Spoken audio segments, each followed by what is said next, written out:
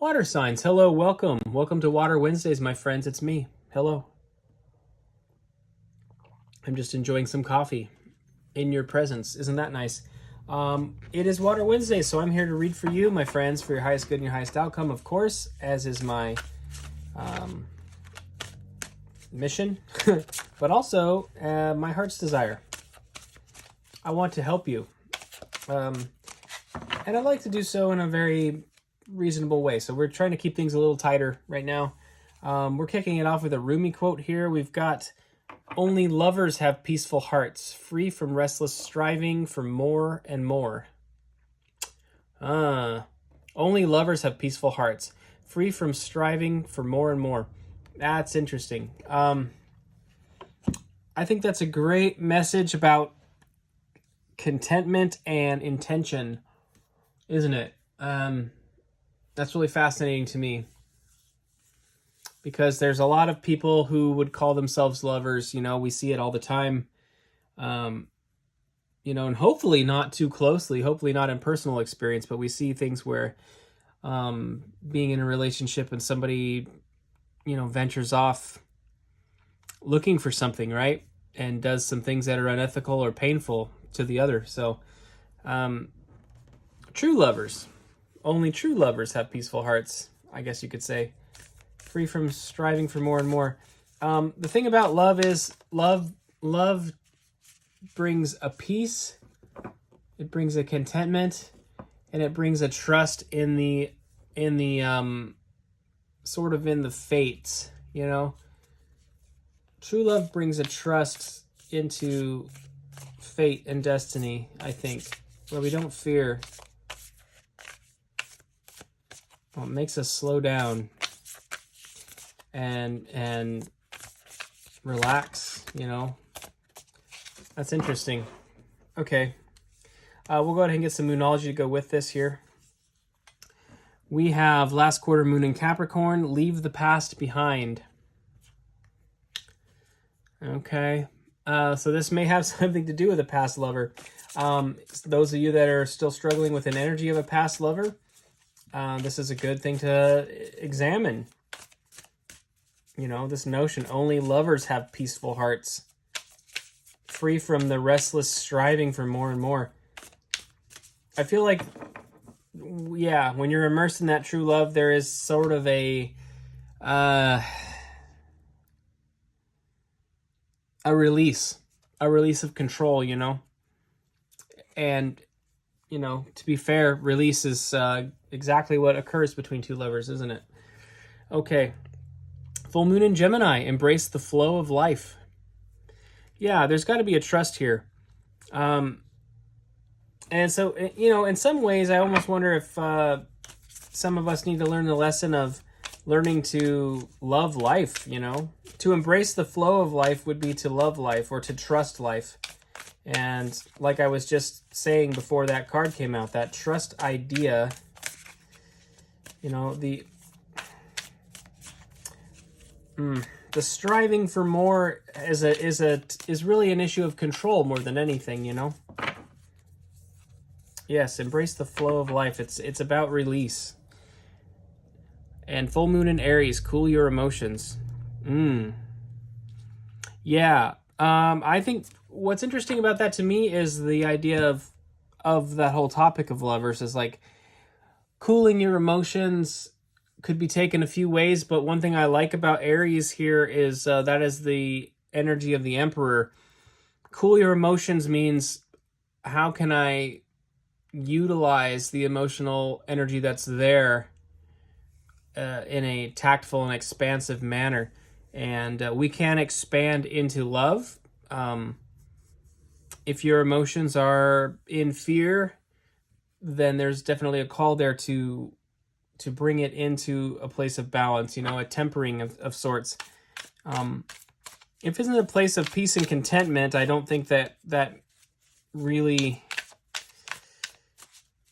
applies so directly. It becomes a little bit more alchemical at that point. Embrace the flow of life, cool your emotions, leave the past behind. If you're having a hard time letting go of something from the past,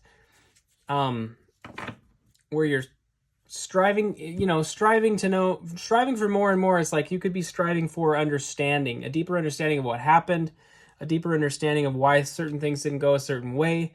Also a striving for an understanding of what you could do to expand upon it. And expanding on it is certainly not a bad thing in the context of a committed relationship, but if it's not coming naturally on some level, it's probably not correct, And I think those of you that are in relationships right now, if you've gone through some things recently and come out the other side of it stronger, I think you know what's up, and this message is probably more of a confirmation for you than anything. But if you're not with somebody or trying to let go of something, I do feel like there could be something here for you. The card that popped out here while I was shuffling the tarot was the Two of Pentacles. We kind of have like Jupiter out here. It looks like Jupiter to me anyway. Jupiter and then the Pentacle here on Earth. The balance of expansion and practicality. That's interesting. Okay, we need 2 more cards here.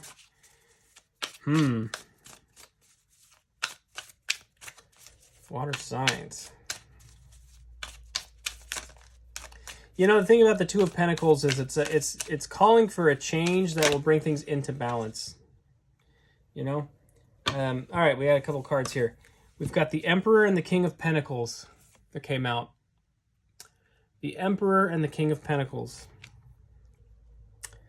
Some of you to find your authority, and your security in the material world, you need to bring something into balance that's not in balance. And that may have to do with the heart space, based on the Rumi quote where we're starting off here. It definitely involves the heart space. And it's not even, what's interesting about it is this is all pentacle energy down here. This is all very much the 3D and about other aspects, career, finance, health, wealth, all of those things. I just dropped a card, so that's for you, I guess. But I do feel that it's directly tied to the heart space, the ability to release, the ability to embrace the flow of life, the ability to cool your emotions, and the ability to recognize that love is a key to peace in your situation. It was actually 2 cards here, so we'll take a quick look. We have the Six of Cups and Judgment. For some of you, this is about a past lover. This is about an ex-lover. It could be about a soulmate as well. And this is a big test. I feel like you're going through a testing period at this time regarding this situation. And it's really a test of how you manage your emotional state, how much control you're willing to relinquish to the universe, and how much you're willing to dive deep into the understandings of what love is and how it functions in your life with yourself and others. It feels like an energy of trying to release an ex or some kind of circumstance like that. So I know that's a bit cliche, of course, water signs, but if that's your story, that's your story. And we all have exes and everything else. So it's as cliche as it is, it probably does apply to somebody here, and somebody needs to hear this. Your ability to leave this behind and sort of learn to release and kind of go with the flow of life and everything, that's what's bringing into balance your energy. That's going to really bring you into an opportunity to expand. Expand in your own personal happiness and within your material realm, and it's something that it's a test that's been divinely ordained, by spirit to sort of level you up in a sense. And so that's the idea here. We'll go ahead and check the underlying energy though before I let you go, water signs. We have the Fool. Yeah, this is sort of a new chapter of your life. Seeing Judgment and the Fool is really interesting because Judgment is like the last, it's sort of the final boss before the World card, which is the end of the major arcana, right? That end of a major cycle. And this is the beginning of a new one. And you can see in this how she's very trusting and optimistic as she's sort of falling over the cliff, getting ready to fall backwards into that water. That is a total trust and surrender to the universe with optimism that she will be caught and sent on a brand new journey, you know? So there's a tremendous amount of optimism here. So water signs, that's basically what I have for you. I think the message is reasonably clear. Those of you that are hung up on somebody or something, it's just a call to release it, to trust the universe, to go with the flow, and to remember that if you're having trouble letting go of a past, especially a lover, this idea, this wisdom from Rumi is really key, I think. You know, lovers have peaceful hearts, free from restless striving for more and more. If this is pain, if this is strife, if this is lack and everything else, it's not what love really is. So, and that isn't to say, I don't think it's so binary as just to say it is or isn't love in a sense, but I think it's really key in this particular circumstance to recognize that. I think it's a key to understanding how to move forward in this circumstance. So, water signs is what I have for you. Thank you for being here. I hope to see you next time. Look for nearly daily messages for the collective as well as your element every Wednesday, of course. And I'll see you later. Bye.